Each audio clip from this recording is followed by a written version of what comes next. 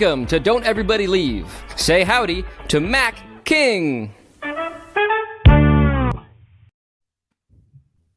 Howdy, I am Mac King, and normally we have a guest. Today we're going to have two guests, and normally we talk to the guests about something important to them, but today we're going to talk about something not important to them. We're going to talk about me. But before we bring out the guests, we're a slightly lower number of cast members here today, but bring them on up there. Nikki, who we got? There's Jacob Jacks, Michael Godot, Vinny Grasso, and Michael. Oh, Vinny's wearing his Mac King Show t-shirt.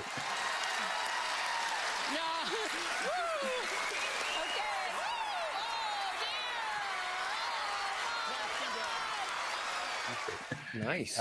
Today, we're breaking down and going through my Foolish appearance from March 2021, and I'm excited. My old roommate, John Regi, used to have a bit in his stand-up act where he would say, "What's a two-letter word that we'd all like to hear more about?" Me. And so, Mike Close, are you around? Here. Hey, hi, everybody. I guess my role on the show that people watch is I am the judge. I am the adjudicator. I am the guy who knows how all the tricks work. And so I'm the one who sort of makes the decision, the final decision as to whether or not Penn and Teller have figured it out or if they haven't figured it out. So during the time that we record the show, that's my main function. So, Mike, what you're trying to say is that Mac failed to bribe you. Three times? Exactly. 3 times? No. And you're the judge and jury during the actual tape. Exactly right. That's my You job. can, you can hear Penn and Teller talking to each other when they're silent on screen. Yes. And that's the point where the things are going to go either a fool or not a fool after we've heard what they have to say about it. So let's we should add Matt to this discussion. Sure. Matt Donnelly, if he's Hi, everybody. There he is. Hey, Mac. Hey, Matt Donnelly. So I joke all the time openly with the cast and crew that I am Allison Hannigan's mascot. Is what I say when I'm backstage to make everybody laugh. But I am generally hanger-oner of every aspect of the show. So I write everything Allison says, and I help do interview prep. it's really true that we could have just had Mike Close on. 100%. 100%. Hold on. We should not gloss over the fact I write jokes for Allison. I do not make jokes. It was really dumb of you to have me on. Yeah, there you go. There we go. Thank you, producer. No, we should not gloss over the fact that Matt Donnelly has also appeared on Fool Us and killed. So that's worth talking about as well. Yeah, Yeah, not much because it's about Mac today, but we should talk about it a little. Did you guys see, Matt? Did you see the one that Jacob made me for my? No. Oh, Nikki, you want to? Can you put that up there? Oh, I did see that on Instagram. Yeah. Just, well, I was like, Really what can I glue nice. together the day it airs? Yeah, it was really sweet. Now, not having seen it, but guessing that the outcome would be he probably doesn't have an actual trophy. Right. I figured I should make him one. So, And this will be fun for me because I haven't seen this yet. So this will be great. Oh, good. Oh, Good. neat. So we'll watch the opening. Nikki, just play the opening package before I come out. Spell After my check. first appearance on Fool Us, Jonathan Ross, the host, said incredibly nice things. I think that's my favorite comedy magic act I've ever seen in my life. After my second appearance, Penn said incredibly nice things. You are the greatest comedy magician working in the world today. What I'm hoping for my third appearance is that I can somehow coax Same Teller shirt. into saying something nice. So this is just a small sample of my plaid collection. It turns out plaid is a lifetime commitment. This was eating the guinea pig suit. Yeah, the first time I was on, I ate a live guinea pig. Second time I was on, I ate a live goldfish. Wait till you see what I eat this time. It's nice because it does. Penn's bust ends up being a talking about how they've complimented you in the past. So your package is about the compliments. So everyone's brought up to speed on that, which is nice. And you do indeed are about to walk out eating another thing. In the Rio hotel in my room prior, and Penn texts me, Amazing Randy died overnight when I was there. Oh, that's right. And so Amazing Randy is the debunker, magician slash father of modern skepticism and king of the skeptics. So the hero to Penn and Teller. He also created Penn and Teller. He introduced Penn to Teller and told them they should work together. So that's the short version of it. And so, I mean, a hero to those guys and to a lot of magicians, and meant a lot to me, but even more to Penn and Teller, I would say. And so Penn texted me and said, "Did you hear about Randy?" And I said, "Oh my God, that's just terrible. Are you guys still taping?" and so a magician through and through. You're a dick.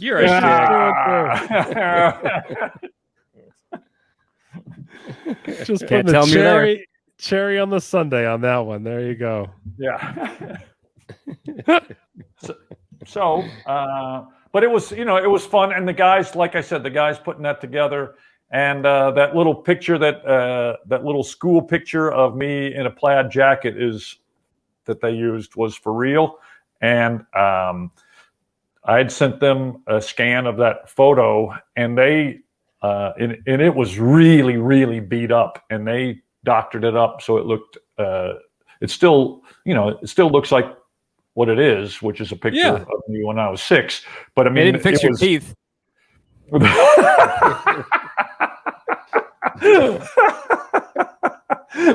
No, but that's one of my favorite lines of yours. I'm glad it made it in, that you show that picture and say plaid is a lifetime commitment. That's such a good encapsulation of you. Please welcome back a friend of the Fool Us family, Mac King.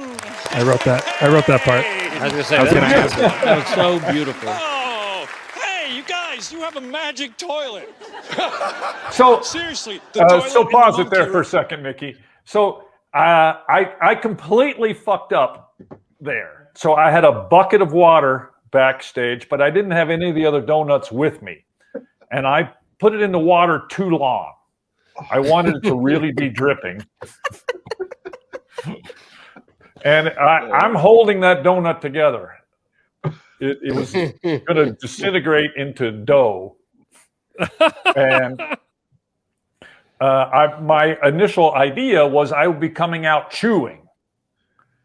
And because when I pulled that thing out of the water, and it was because I held it underwater until they said, until she said, "Please welcome Mac King." Instead of really holding like a doughy taco.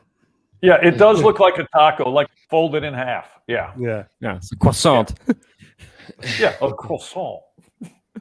A toilet bowl croissant. So yeah. But I mean, I was laughing immediately when I watched this the first time because of the visible drips. I mean, that's so gross and funny that there's some liquid dripping off of that donut is horrifying. I discovered more doing it this time than I did, in my bathroom at home and in the bathroom at the Rio. For the history buffs, this is why a lot of guys die doing the bullet catch.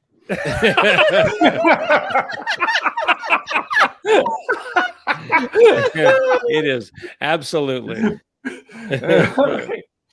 I'm on. Yeah. All right. Stick it in there. It'll be fine. Yeah, I gotta get my gun out of this bucket of water. I ate this donut yesterday. I know that doesn't make any sense, so I will explain. But I need to borrow some U.S. currency, some sort of bill. I'm working, Mac. You got no cash? Tell us money. Yeah, I We're know gonna you got a sewn in This your was belt. a big point of contention. Could I take money from Teller? As you and there's because of COVID. Yeah. Were we allowed to do that? And they had a big fucking meeting about whether I could, whether that was COVID protocol okay. But because I had been there for a week, and then I guess they decided it was okay. How many times were you tested during that week? So 3 times total, I guess, over the course of 10 days, whatever it was. we should say before we play it again, for any non-magicians watching, and even for the magicians, that a really good wrinkle on this is Teller could have given you any bill he wanted to, any denomination. Right. Yeah. Yeah, it's a challenge for the guys who audition with card tricks because, you know, in a perfect world, they'd like to have one card trick per episode. So that's 13 card guys.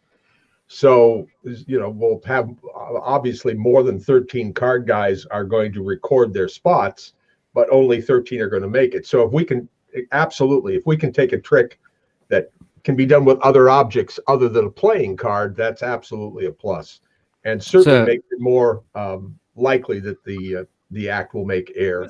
This is a better trick too. I mean, borrowing a bill and doing it with a bill is a better trick too. Right. So, I mean, that's the other thing is, you know, for me, listening to the people on the team, you and, you know, the producers, et cetera, trying to push me away from the card trick and towards this was helpful. Kind of like, hey, anything but cards, because we're doing an escape. We do not want this to count as one of the 13 card tricks we do. We're tired of looking at, tired of looking at red rectangles. Teller had how much money did Teller have on him? I know, it looked like a lot. Well, I assume they told him that.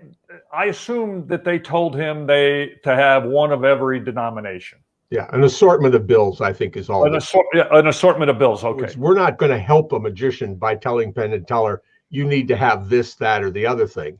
It's just that if this were being done in a real world situation, Mac could go to somebody in the audience and say, yeah, give me a bill. So that's what we had to simulate under these COVID conditions. So that's what we did. And because it's Teller, he didn't have one of every denomination. He had a great deal of every denomination. Oh, is that right? Yeah. Oh, it looked like a huge bankroll. You can tell it's been a while since Jacob Jack's done a street show when he just can't stop fixating on the amount of money, cash that Teller's pulling out. Yeah, generally speaking, it's all I care about. No, bigger is funnier. Usually. Yeah. So I'm going to talk to you from the monkey room. I'll be back. Okay. So how much did they cut out here? How long did it take you to get down there? It's pretty close for the people who don't know. It's not a long run. I mean, you go off stage, you make a left, and you're there. Penn says later, I don't know how he knew this. Penn says later when he's, you know, busting me on this, he said, you know, you had all this time off camera to do something tricky and you didn't do it. And I don't know how he knew that, but I didn't do it. Yeah. Guys, this is the Penn and Teller monkey room where Penn and Teller relax with their monkeys. Love that line. This is the magic toilet.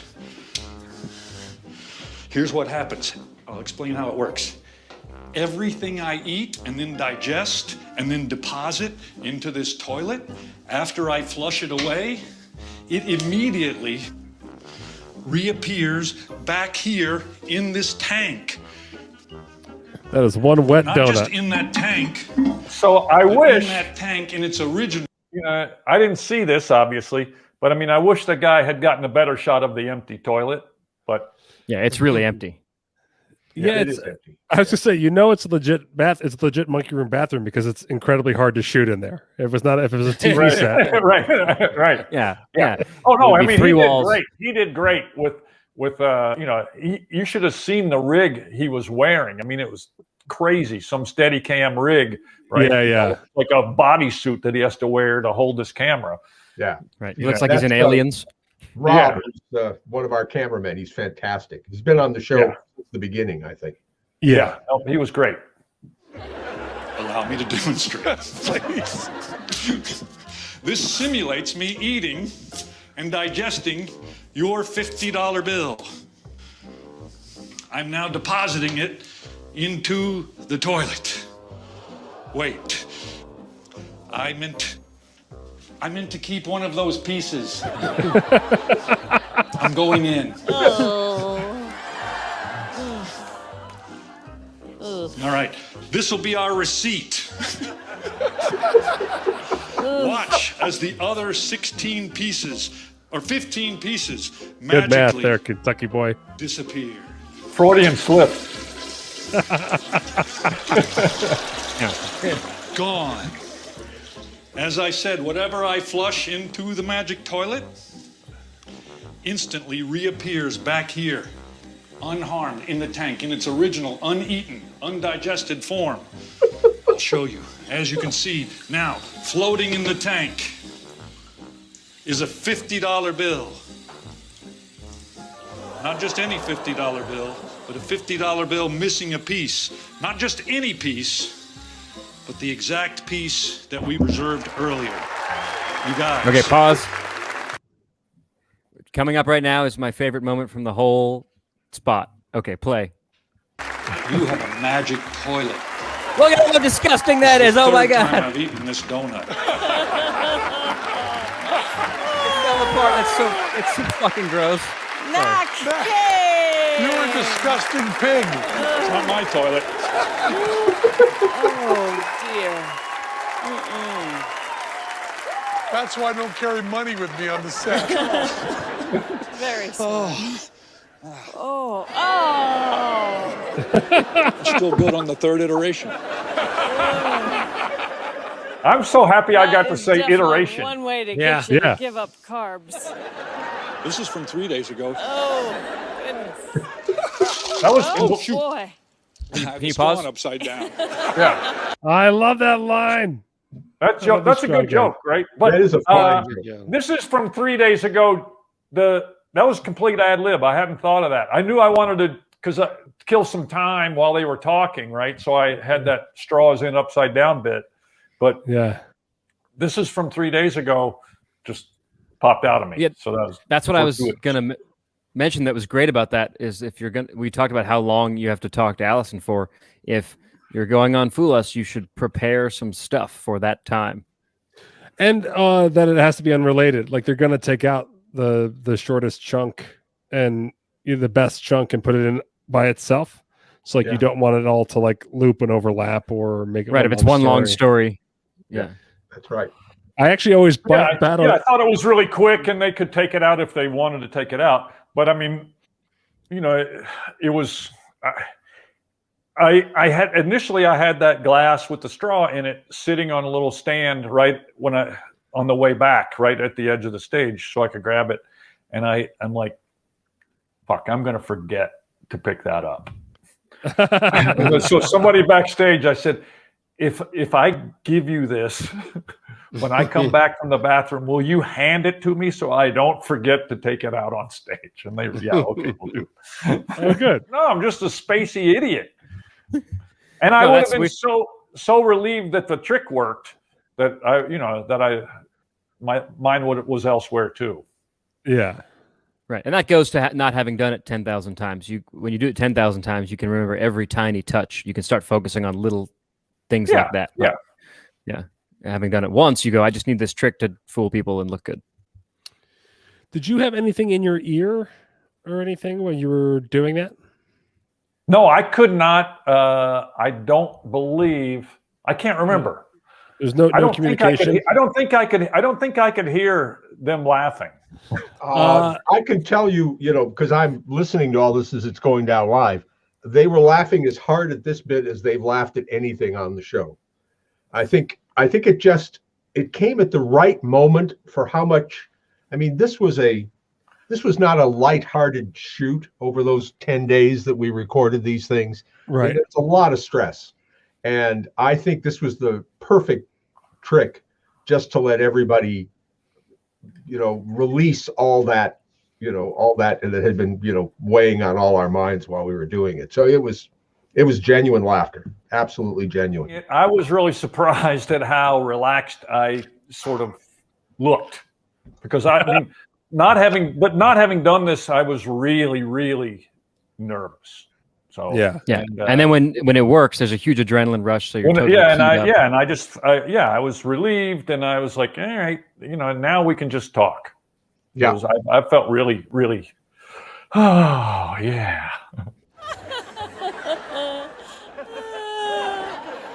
What's it been like knowing these guys for all these years? Man, we've known each other a really long time, and every time I spend time with them, I feel like I know them better, and I feel like I love them more. Yeah, well, you certainly feel comfortable with them. I can see that. Hopefully, they feel comfortable with me. You might feel a little less comfortable. That's sort of out of context, and I don't really. There must have been something else before that, right? because that's just a weird thing to get a laugh. And it's my expression and saying the way I said that is really strange to me. But I feel like there must have been something leading up to it that I don't remember. But even though I'm plotting their murder, hopefully they feel comfortable with me. Right, exactly. Something like that. Yeah. Or spend their money. All right, Mac, let's see if they can flush out how you did your trick. Thank you, Matt Donnelly.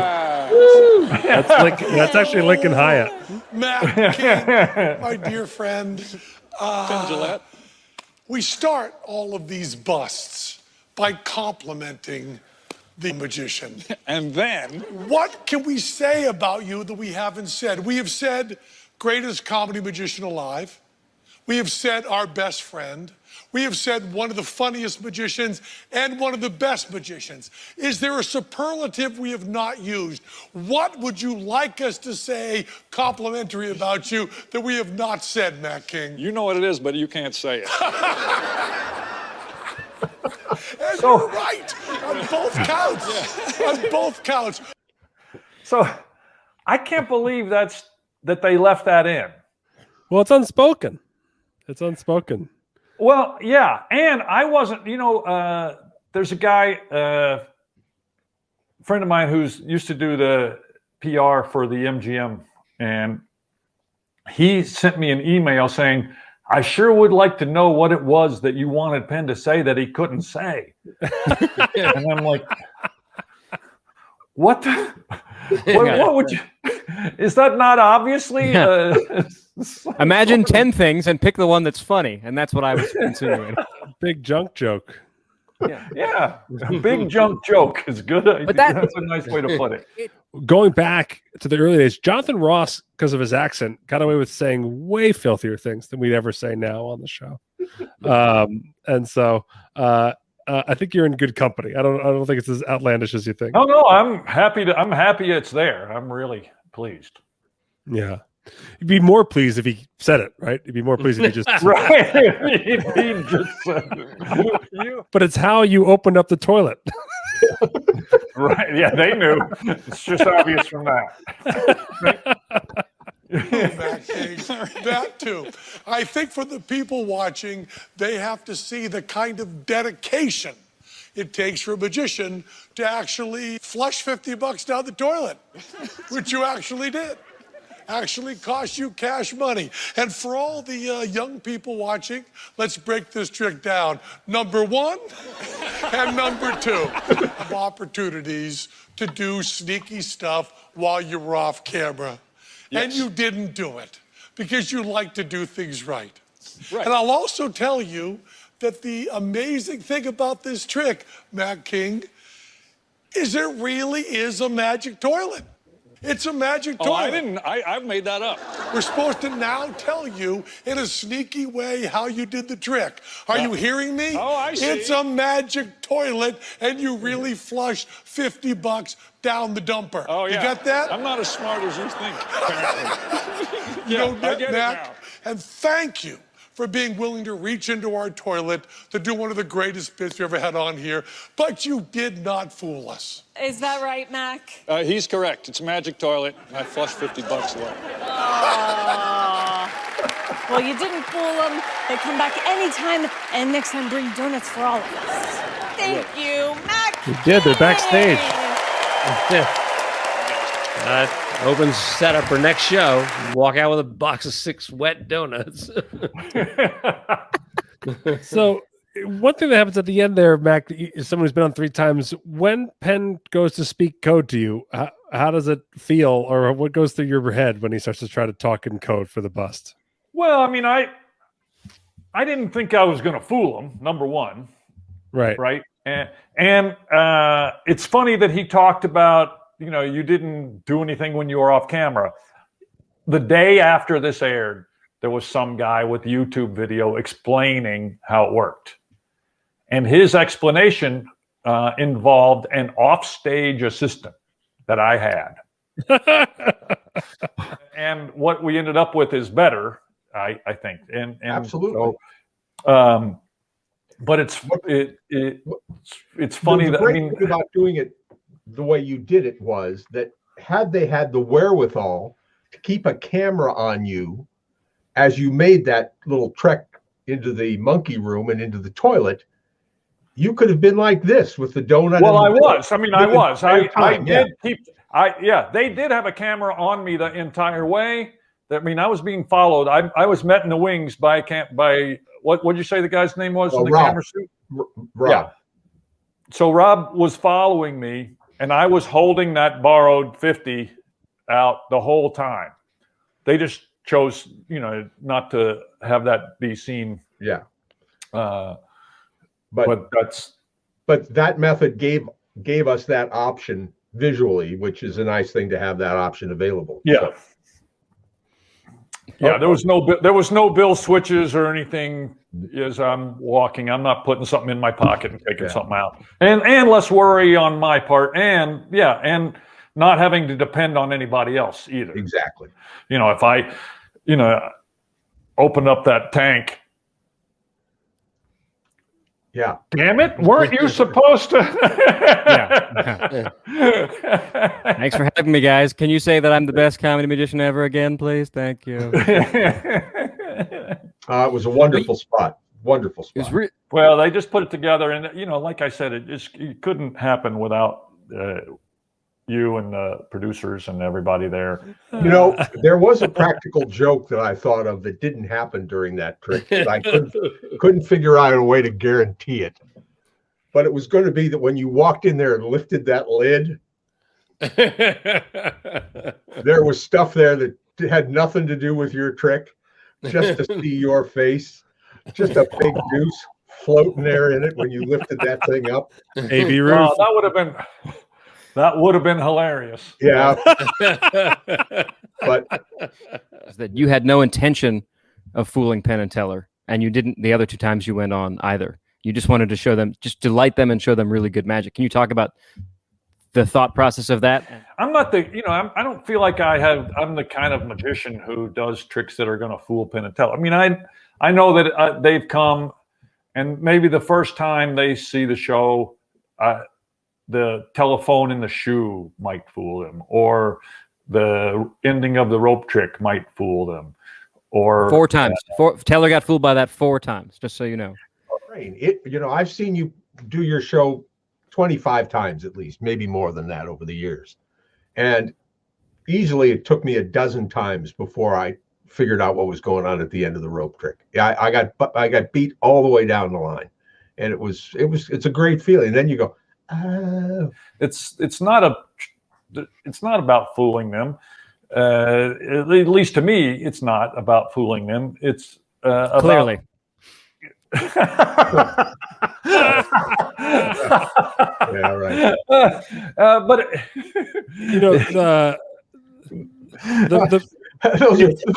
those are good jokes from a guy we've never heard of. Yeah, no, exactly. Yeah. The street performer on the show. Yeah. After the first time you were on, I think you and I talked that appearance on the first time was with the guinea pig, wasn't it? Yeah. That more people talk to you about that appearance on Fool Us than any other TV you've ever done. Oh yeah, more than Letterman, certainly. And it's a completely valid reason to come on the show, and I applaud guys who are able to take their egos and put them in a perspective that benefits their career. A piece of plastic, that's a nice little cherry on the cake. But if you get hired for this show, you're going to get magicians watch the show, but the much larger percentage of the people watching the show are not magicians, and they want to see a solid piece of entertainment, something that amazes, something that makes them laugh, and everything else is subsidiary to that, I guess.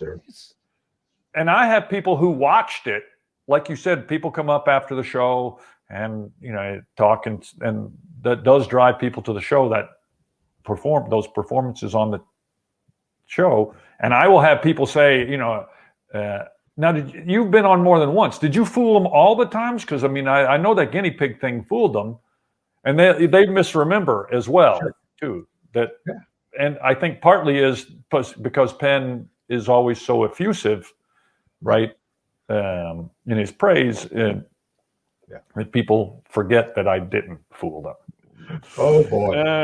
Great to Thank see you guys for doing this. Yeah. Thank you for inviting me. Hey, you guys, I love you, and I hope I get to show you in person soon. Thanks, man. And I hope both these guys will come on when we can talk about their stuff.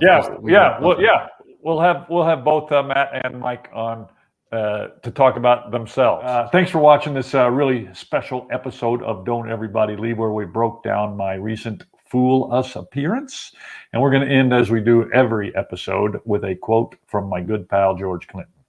Like boys when they're out walking the streets may compete, nothing but the dog in me. Wow, wow, wow, yippee-oh, yippee-yay. Hey! Give us some!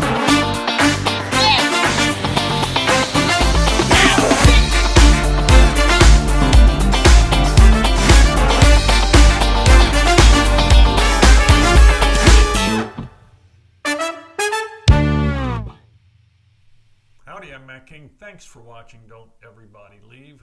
Subscribe to the channel, hit the bell. I think that makes you get notifications. I don't know how any of this works. Really, subscribe. Thanks a bunch.